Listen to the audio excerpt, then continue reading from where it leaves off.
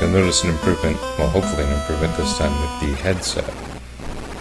Although, you know, it might just end up being terrible anyway. I did have some very bad experience with an online D&D game I played. Was it last night? Sunday. Oh, well, this is no good. Whatever. Okay, that wasn't that bad. I'm a little not used to having the sound so obvious in my face here. Yeah, here we go. I can hear it just a teensy tiny bit now. I hope it's better for you than it is for me.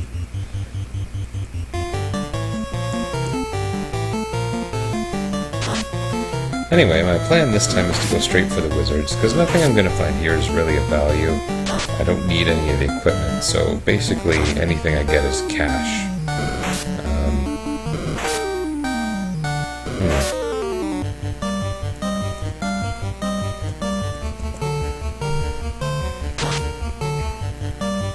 This is good, so far. Oops.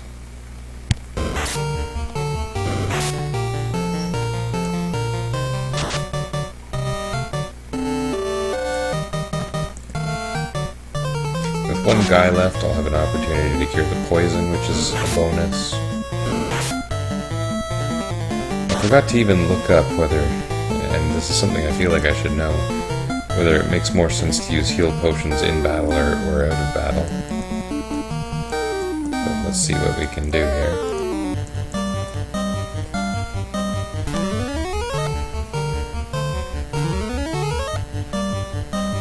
Yeah, it's 30 out of battle, so it looks like I came away slightly in the red, so to speak, there. Whatever. Anyway, I hope you can hear me. Yeah, I had a terrible time getting my mic to pick up during D&D the other night. Based on what I'm seeing, it's getting my levels, but it's also getting the levels of the in-game music pretty well. I might need to adjust some settings, we'll see. The chests on this floor are especially stupid, so we saw that before.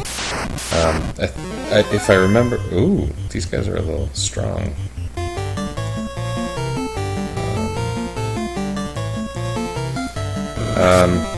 Oh, okay, fine. Just keep targeting the fighters. That's nice.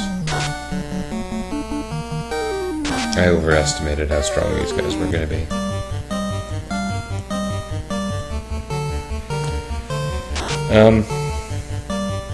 We were using, in the D&D game, we were using Mumble to communicate, which I hadn't really used before. It's very strange. We were using Roll20 as the visual client and Mumble as the audio service. It didn't go too well, if I didn't say so directly enough already. First, we were using Roll20, and it wasn't working for some of the other people. It was working perfectly for me. So they had agreed to use Mumble, which has some other features that are worthwhile anyway. I feel like I'm right at the end, but I guess I might get just creamed by wizards, so let's go for it. Depending how it goes... Oh, can't run. Thank you so much, Hierophant 2. That was a big, wonderful addition. Yeah, Roll20 was fine, but not for other people. We went to Mumble, and I could hear everyone fine, and I was happily talking away, talking. And I found out, after a while, no one could hear a thing I was saying. I just thought people weren't laughing at my jokes. Nothing new. Anyway, I went through a lot of audio setup, and there was other people, we couldn't hear them, they could hear us, and then there was me, I could hear them, they couldn't hear me. I just said that the same way twice, but in fact it was the opposite. I'm just distracted right now, I guess. Yeah. Mumble was a problem. We ended up going back to using the Roll20 client. If you know anything about doing online D&D, some of those terms will probably be familiar. I don't know, I don't do a lot of online gaming. I mean, I've been DMing-ish for a good long time online, about a year. Pathfinder myself, and it's been successful.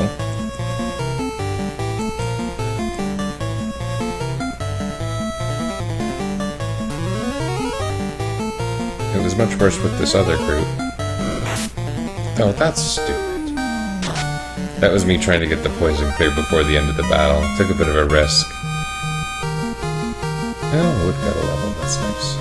Go wood. Now I have this grinding noise while I walk. That's what happens when someone's poisoned. It'll also change my party order, but thankfully it's Look the Monk who got it. I just took a wrong turn, but I'm just gonna make use of it since I'm here. I've got a house, so that's nice. Real estate market's good in Final Fantasy. I have a chance to strike first here, so take advantage of that.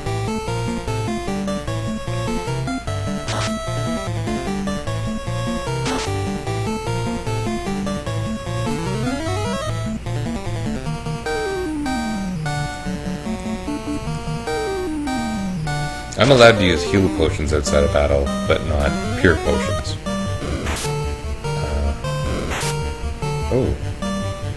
So I should still be able to fully heal before the wizards.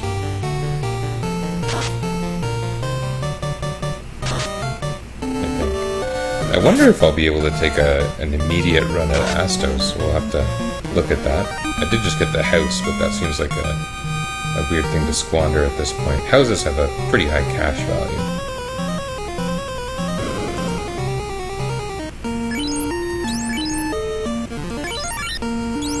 Oh, but beautiful music fills the air. Those are important items. Okay, I'm feeling well prepared for wizards. Hopefully 2 of them. Ideally at least not 4. It had to happen this way. We're all going to target the same one and hopefully take out 1 per turn. Those are some nasty hits. Oh, we're going to get him. Oh, Luki completely missed. That's odd. Ugh.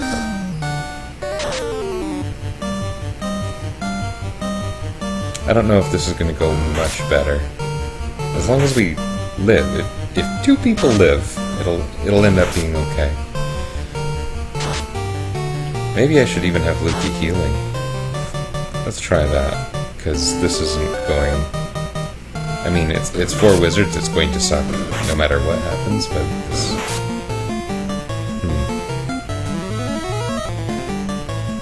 Luki's not doing his best. Ooh! Okay. This is one of those things where you take out 1 guy. I think I said it in the last update. I said something like, fighting 2 wizards isn't half as difficult as fighting 4 wizards. It's far less than half as difficult. Oh, that was silly, because he was... when I'm talking, I'm not paying as much attention, and this is not my best banter. Frankly, my banter in the first episode was the best, but you weren't able to hear it. And once again, I have no idea if you can hear things. My setup is suboptimal, but if this is the best one, then I'll keep doing it like this. This is going well. I wasn't expecting this to go this well even partway into this fight. Look at that. 4 wizards down. We're going to get some goodies here. Reasonable chunk of money. Remember to get the crown.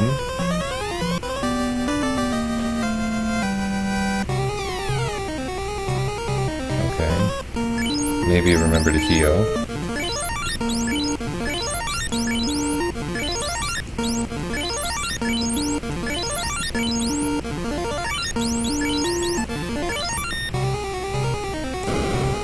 I'm gonna grab some items on my way out. Just the stuff that's right here. All the good no, that was stupid. All the really good stuff in the Marsh Cave is in the first couple, if I call them columns and rows, I think you'll know what I'm saying. The rooms in kind of the top left corner. There are rooms far to the right. I think there ends up being kind of a 4x4 grid type look to the whole place, and the stuff at the right is not worthwhile, Some of the rooms are empty, some's just not worthwhile. The stuff at the bottom all requires a key item that I don't have yet. Scorpions are kind of nasty in terms of their actual damage potential.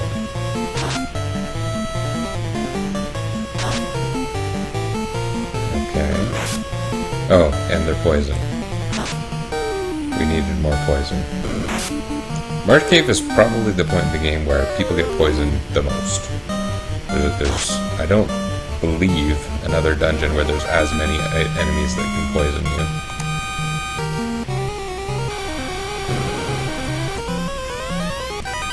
So that copper armlet, bracelet, whatever the hell it is, it's kind of like bracers of armor. Oh, I was already in this room. Kind of like bracers of armor in D&D. It takes up an armor slot for my mention of knowing where the treasure was on this floor may have been unfounded.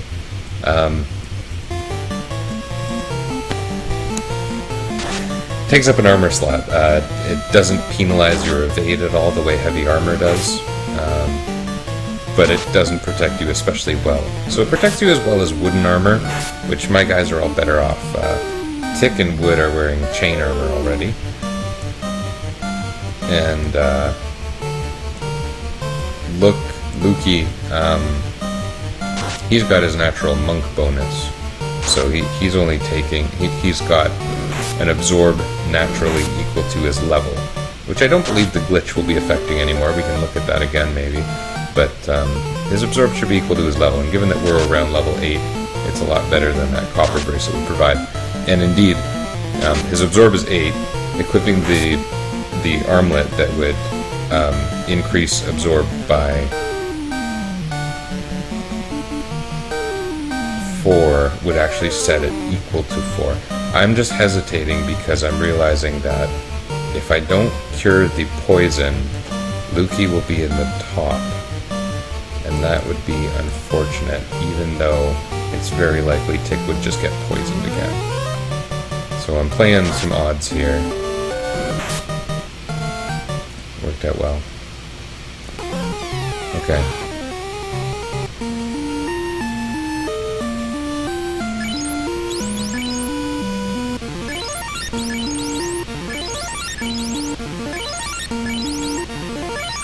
So I just wanted Tick to be in the front because, despite me just talking about Lukey's fantastic 8 absorb, which it turns out was exactly right, he's nowhere near the tank that my other guys are. Their absorb is sitting at 32, which means they reduce the first 32 damage of an attack.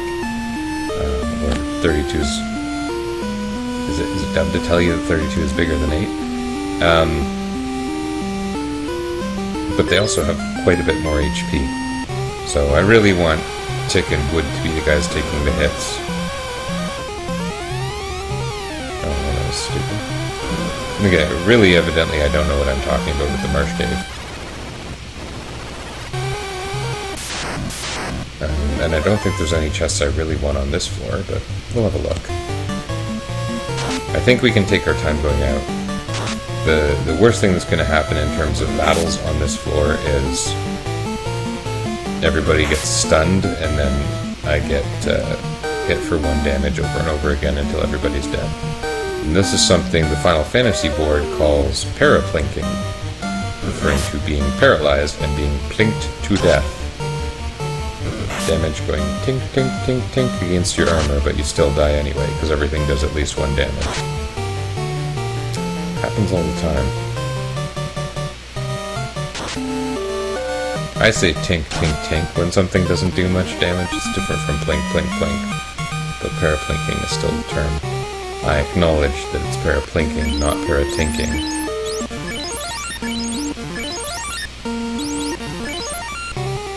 Probably should have killed that poison. Or tried.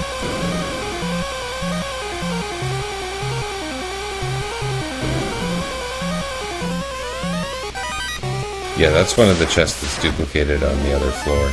Okay, so here, red bones are the biggest threat in terms of damage. However, the crawl can paralyze, so we're going to try and get rid of that crawl. Okay, that didn't work out. The bones are kind of cannon fodder at this point, but Cannon fodder serves a purpose in this game, because you do have to in fact target it, and it does in fact contribute bits of damage. If it criticals, it can still be really significant. I kind of like the bone sprite. It's not a sprite I think about when I think about my favorite sprites. I really like the Lich sprite and the Pirate sprite. The bone sprite's kind of cool. And it's a personal interpretation, which is a funny thing that probably shouldn't exist, but I kind of picture the sword they've got as being like a bone sword, just because the colors match, which is actually kind of, I think, awesome.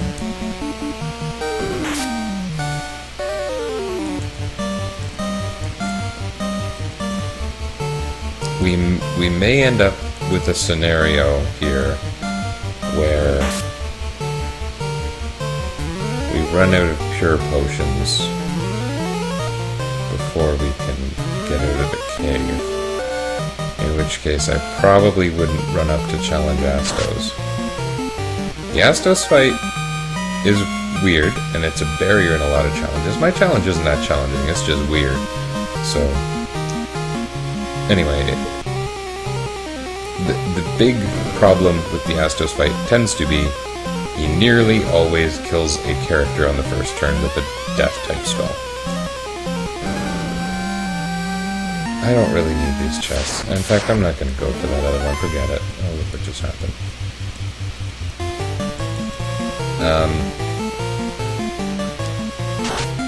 Death is kind of a part of this game, so I'm not going to fret about my characters dying against Astos, so the question is, can I kill him before he kills me? And I think the answer is yes, but I might eat those words.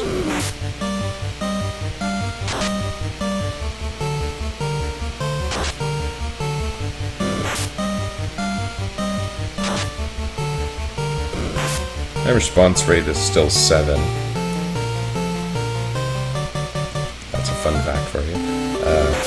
It just means that the numbers and things go by pretty fast. If I tell you numbers, you can probably trust me. I can see the screen reasonably well. 1 damage.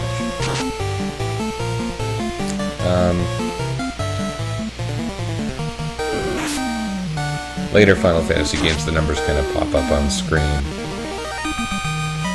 It's an interesting transition, probably a good one. Makes it much more clear what's happening. They kind of had to do it that way by the time your attacks started automatically targeting a different enemy if the first one died.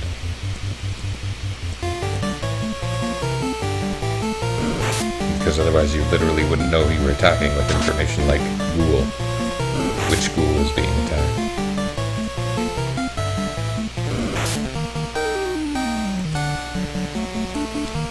Similar to Bones, the zombies aren't much of a threat at all right now, so I just fully targeted the ghouls. They're capable of stunning, zombies aren't, and zombies are far, far weaker, so... Probably should have had Luki target. It's gonna end up being okay, but I probably should have had Luki target someone redundantly with one of the fighters. Luki's got reasonably good damage with his bare hands now. He's got his 2 hits. Once he gains 2 more levels, he'll end up with 4 hits all of a sudden, which is going to be a very cool giant boon to my group.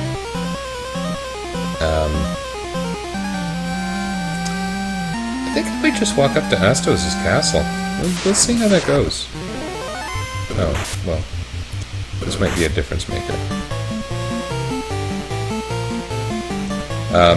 But because weapons give a hit bonus, Luki does in fact have a worse hit rate than Tikkun would do right now, so if accuracy is the most important consideration at any given point, Luki is not my man. Once he has far more hits, though, he would be. There is some kind of funny behavior with hits that I don't recall off the top of my head. I do have extra tents. But let's try walking out of here. There's no reason to think I'm gonna die, is there? He says, optimistically. Yeah, there's some funny behavior with multiple hits. Something to do with the critical hits don't always happen the way you would expect. critical hits have some funny behavior. It ends up being that late game you'll end up with a whole bunch of hits, most classes, and that some can critical, some not. I forget the exact thing. Something, look at the Mechanics Guide. Referring to Astral Expert's Mechanics Guide, not some other randos. Even the sticky topic, if you're from Game FAQs, the sticky topic is could use some love. Oops. Well, I guess it's much loved, but it could use an update. Frankly, most of the updates should be pointing to the FAQs, though. So what's the point of that?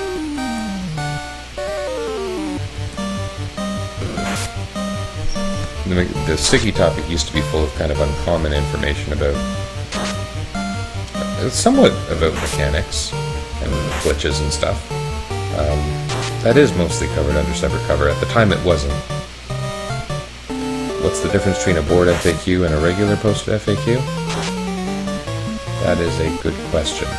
Sometimes people come to boards first, and I guess it's because they don't want to open the guide. Once they open the guide, you open a can of worms and you might have ruined the game for yourself. It has been a long time since I've played a game completely spoiler-free. Maybe not that long. You know, I played Tales of Symphonia a few years ago without knowing what was going to happen. I enjoyed that. I also played Final Fantasy X. It was reasonably new at the time, but I should have just used a 10, because I'm going to want to save here. I'm going to do it. It's going to be a little wasteful, but not very.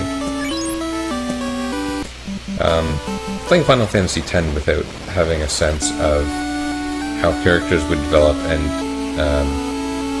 two of the major plot twists / revelations, that was pretty cool. So this is where we end up fighting Astos. When this works out, I get the crystal. I have to take the crystal to Matoya to get the herb. I bring the herb back to Elfland to get the key, and then I get to do some exploring. What's normally not a big deal is going to see Matoya, but we're going to have to do one of those long forest treks.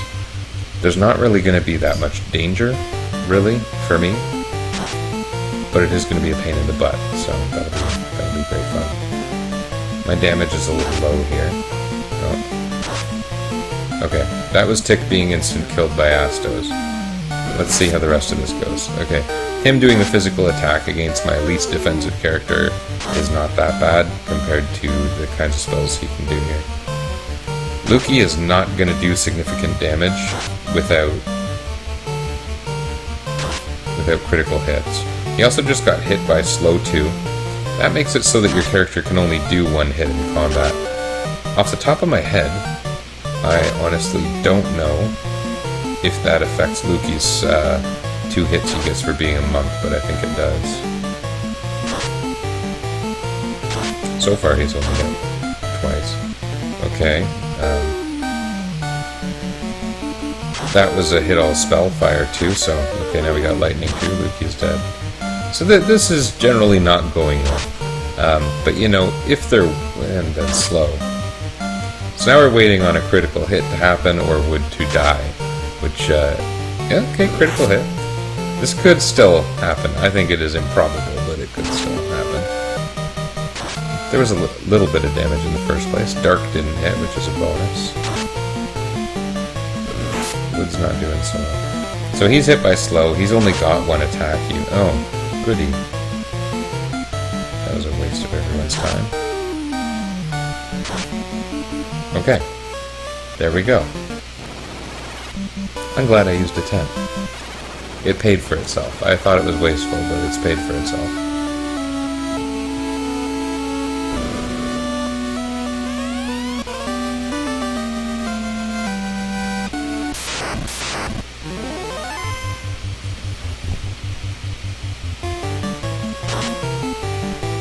I haven't done Solo Thief.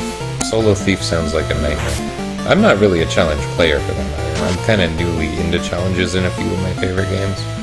Like I was saying a couple times before, I recently did a bunch of Phantasy Star 4 challenge runs. I did a gratitude challenge, and I did a no hands challenge, which means no weapons and shields. I haven't heard of them. That was the best thing that could happen in terms of someone being erased. Yeah, we're good. We're so good. I haven't seen a lot of challenge play on Phantasy Star 4. There are a small number of people who did a huge number of solos. And solos on that game are actually kind of hard. Some of them are impossible, we think. Nearly, statistically. With something like tool assistance, I'm sure they would be possible, but they're impractically hard. They're also awkward, because the android characters, and there's 2 android characters, and after a certain point in the game you pretty much always have one, they automatically revive at the end of battle. So running the game as a solo is just, it's not built for that, and it doesn't tend to go well. So anyway, yeah, I don't do a lot of challenges. I get the idea behind Solo Thief, I get the hang-ups. What's the term I would use? I empathize, but I guess I don't sympathize because I don't really know the feelings. Nor do I intend to. It doesn't sound like it's nice to know it can be done, but now that we know, we can just stop, right? What ends up happening, it seems. Oh, nice.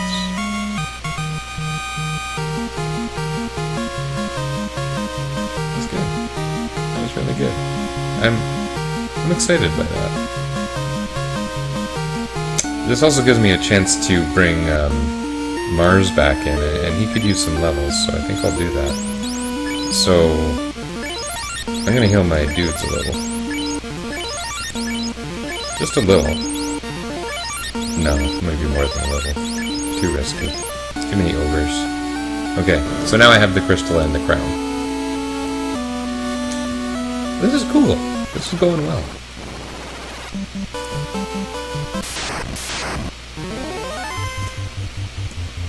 So, when you're doing a solo thief, which, again, I haven't done, but I understand and have followed before, there are points where people think that the 3rd hit makes it suddenly practical. And I forget what level that is. It's somewhere in the mid to high 20s to beat Astos. You can do it lower, but because thieves have fairly poor magic defense growth compared to fighters and monks, and limited weapon selection compared to fighters and red mages,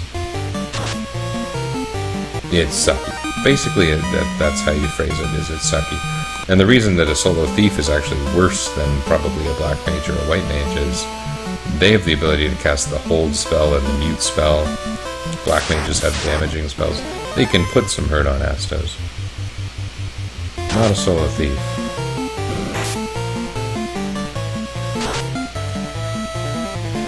The other funny thing with Solo Thief is that they end up depending on a lot of weapons found in treasure chests around this point in the game.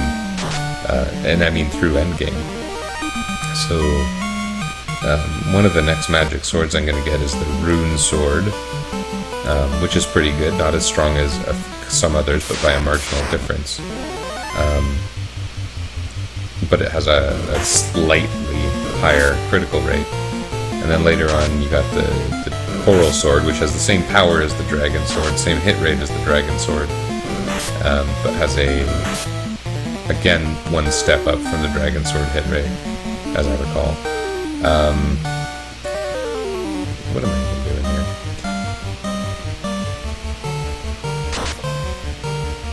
So, those swords, none of them are even as good as what Tick and Wood could be using right now, purchased in Elfland, to give you a sense of how bad the thieves have it. I don't know what really the intention was with the thief. I guess the idea was if none of the bug behavior in this game was present, and if some of the mechanics were more widespread, you would have someone capable of influencing your party's ambush rates.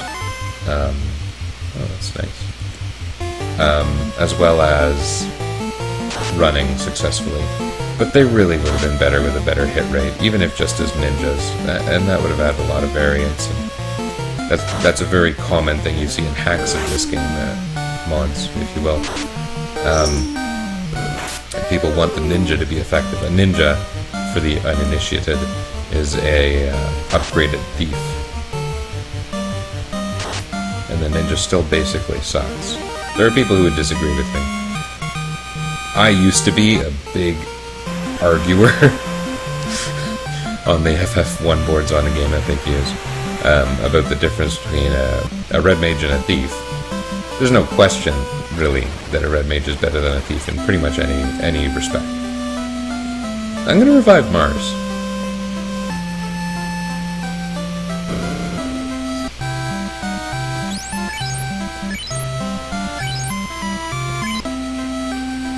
Okay. No question that a red mage is better than a thief, but then when we get to red wizard versus ninja, there are people who argue that the red mage can cast, or the red wizard can cast every spell a ninja can cast, and more times. The red mage can use not every piece of armor a ninja can. A ninja is surprisingly well armored in this game, but very nearly every significant piece of offensive equipment. Time for some forest walking. And poor Mars here, he's only level 5. With a few magic slots and no magic. Appreciate some nature here.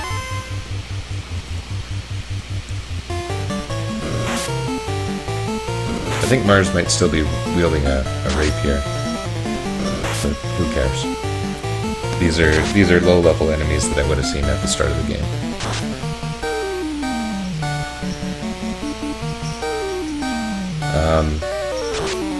And then statistically between the red mage and the red wizard and the ninja, I think the red wizard has the advantage. Their HP probably sinks a little lower on average at endgame, but that's at endgame, and I mean real endgame.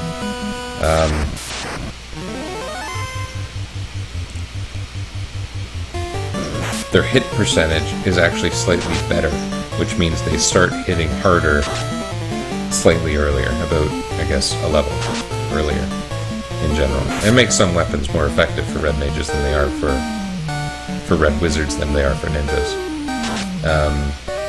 Both can use, like, the most significant swords in endgame are the Sun Sword, the Defense, which both can use, the Excalibur, which only knights can use, so neither can use, Masamune, which everybody can use, Masamune, however you want to say it, and the Katana. The Katana is ninja exclusive, but it's really not that good. It's not a big jump like the Excalibur. It's a jump over the Defense, which is probably the next best weapon.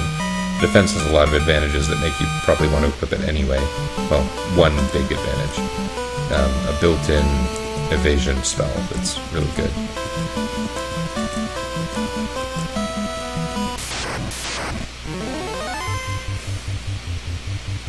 Anyway, there are a lot of reasons that I think a red wizard is better than a ninja.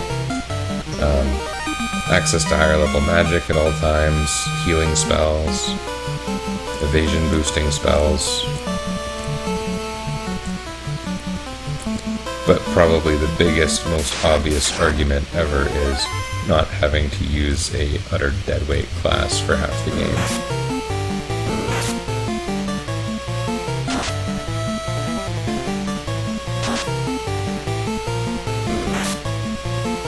Yeah, the equipment and the armor. I mean, the armor is a significant difference, but it's not worth the giant trade-off in early game effectiveness, as well as the magic. Like, a red mage having access to Ice 3, it's not always significant, but it's pretty significant.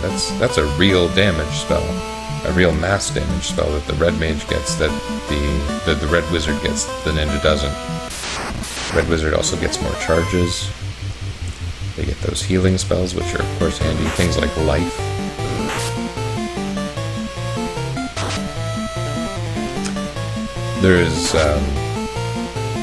There are minor advantages to the ninja.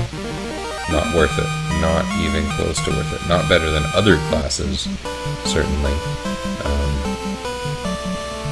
I tend to favor melee classes, so saying that is unfair.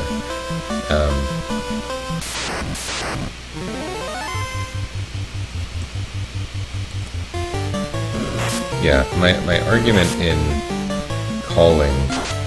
If I were to call the thief the worst class, and I'm not even saying that I would necessarily believe that, but it's that they're completely eclipsed. Not completely, almost very completely eclipsed by the red mage, red wizard. And so if one class is completely redundant, and the black wizard's not redundant with those other two, and the white wizard's not redundant with those two, the fighter's certainly not redundant with those two, the monk has his own set of abilities, the black belt, then it's easy to call the thief kind of worthless. And most people would agree the thief is kind of worthless, but maybe let's talk about the ninja. I would say the ninja's still pretty worthless. I would have taken a thief if I had the option, though, if Efreet didn't ban it. Efreety. How come you people don't include pronunciation keys with your Game FAQs usernames?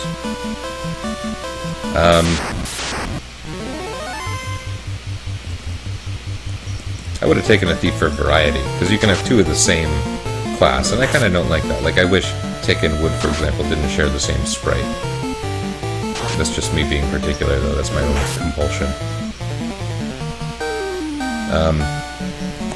The different armor options mean that Mars, that a red wizard, wouldn't be using certain endgame armor that would be helpful for other classes, especially if I was carrying other wizards.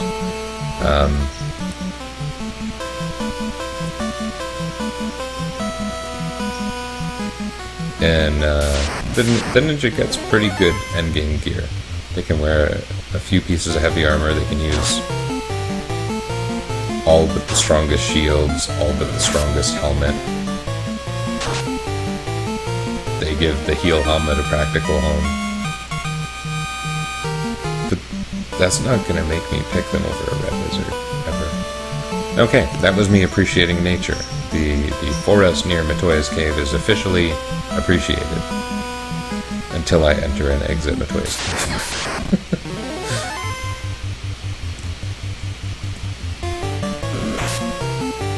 That was a fun forest walk. Got some ogres in there, earned some money. Did Mars level? I don't think Mars leveled. I need to start thinking about buying some magic. Give Mars some relevance.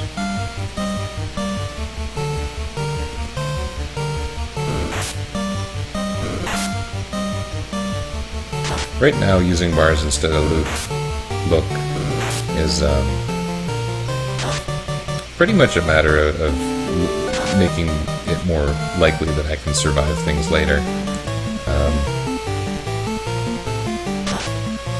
There's no practical advantage to having Mars alive.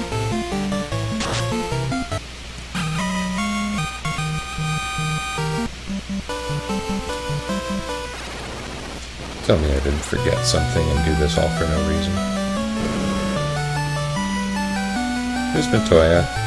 She sits on a chair next to a table surrounded by pots and brooms. The prince needs herb. Matoya's my dealer. Trading crystal meth for marijuana. She hangs out with skulls, so maybe now that she can see, she'll clean this place up. And the brooms also tell me this fun thing, which if you're reading it backwards, tells you how to bring up the world map. But that's banned for me because the select button is banned. And I think I said this at the beginning, but I actually didn't map the select button, so like I literally can't use it. Which is going to stop me from using it accidentally, because I would have a compulsion to fix my party order sometimes. And that might be what ends up screwing this whole challenge for me, frankly. I'm going to do something accidentally that is common sense, but banned.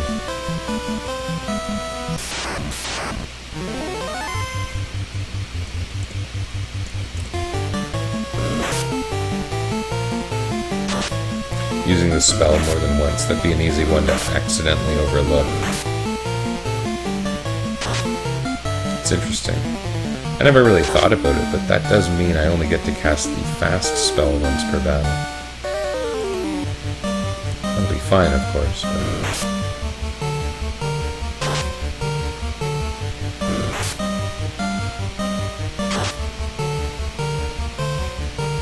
And they'd probably mostly end up using it on Luki. Because, well, one thing with the monk, I was talking earlier about how his absorb is equal to his level. And his damage is, as I recall, equal to his level times 2.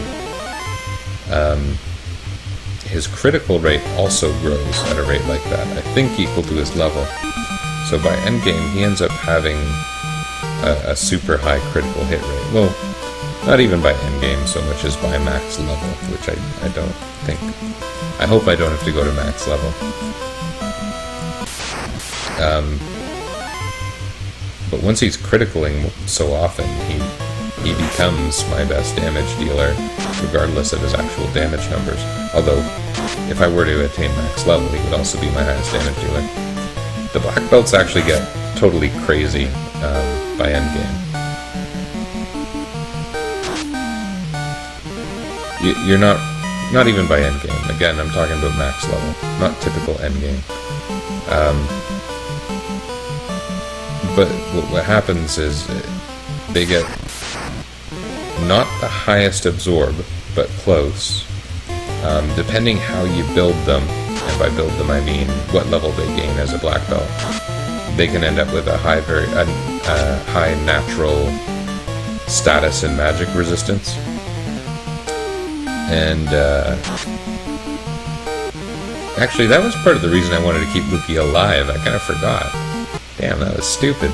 I was wanting Luki to gain his highest levels while we were in the early game before class change. Hopefully someone else dies.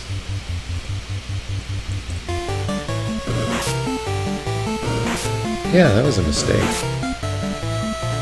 would have been really good if someone else got rubbed, but then I probably wouldn't have beat Astos. Well, we'll let it happen at some point. Who should die next? Who do I need to die? There's nothing strategic or anything I need to be careful about it, because I have to keep one different person dead for each fiend battle, but none of the bosses or significant battles so far are considered a fiend battle. We'll know the fiends when we see them. In this game there's Fiend of Earth, Fiend of Fire, and they're all actually classic D&D monsters. The Lich, the Merilith, the Kraken, and the Tiamat, I suppose.